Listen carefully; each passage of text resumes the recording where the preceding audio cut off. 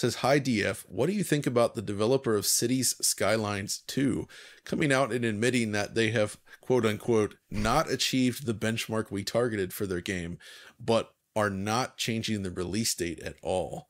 And that is fascinating, because this game is coming out and it has some pretty serious issues from what I've seen.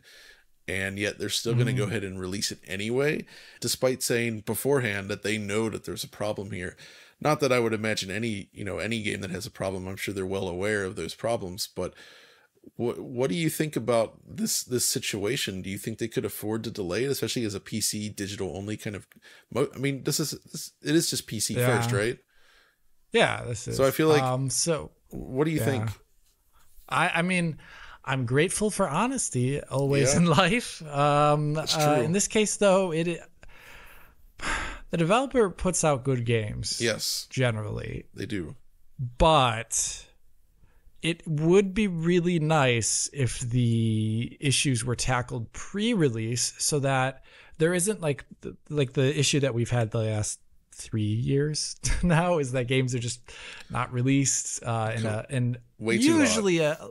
Like way too hot. I would say like totally MVP kind of style, where it's like, yeah, we know we're going to get the first batch of sales from people who just buy things based upon hype and etc. But this is not that market. City Skyline 2 is definitely not that market. It's not your Cyberpunk. It's not your Jedi Fallen Order. Jedi Fallen Order, where people just buy it because that's where Star Wars Jedi in the Survivor, title or something like that. I guess. Or Jedi Survivor, etc. Like, this is like a very niche thing. So releasing it really hot, and not in an EA capacity, because they've already had a beta testing thing. I don't think it's a good idea for the game, for its longevity, because the original game has like a ton of really long historical like DLC program and a lot of features unlocked over time. I think it's like, I think if you want to get a game to people to talk about it in a great way and don't have to rely on like a No Man's Sky style of comeback, which took a lot of time and effort, by the way, and money, like release it in a much better state first, instead of admitting that it's in like a good state and then releasing it. I'm sure they're trying, but we have no idea. We have no idea what the finances of any of these companies are. They need to release it in a certain quarter in order to actually make money back. And at the same time, if they've already have a track record of making a game with DLC and constant updates, then clearly their fan base will know that they'll be updating the game anyway. So I mean, we've all been sort of like in that, especially in the PC field, in this sort of constant sort of green light kind of thing has become kind of normal now to have like day one patches and everything else. Yeah.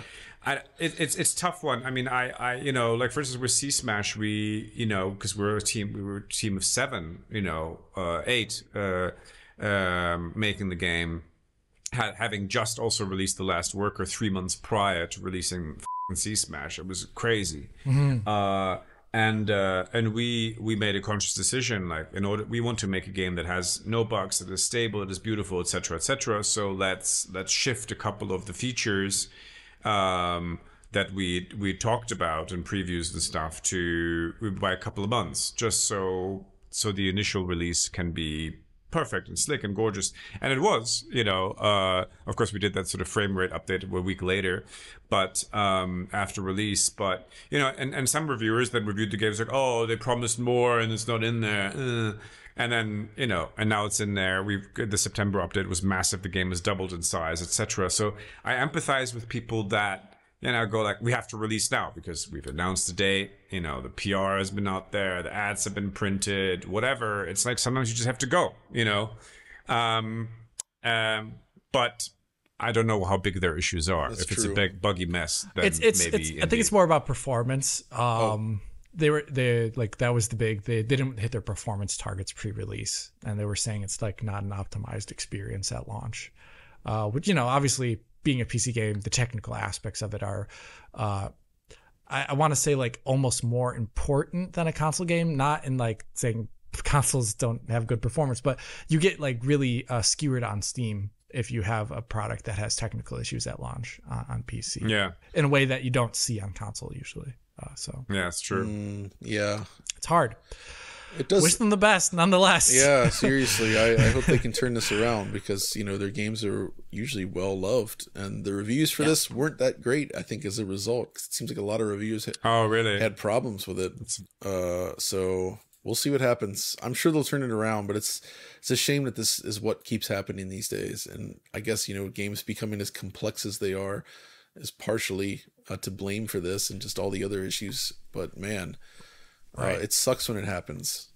So it's tough out there, but it is also very important for the community to learn that no one is ever setting out to ship a bad game or a buggy product.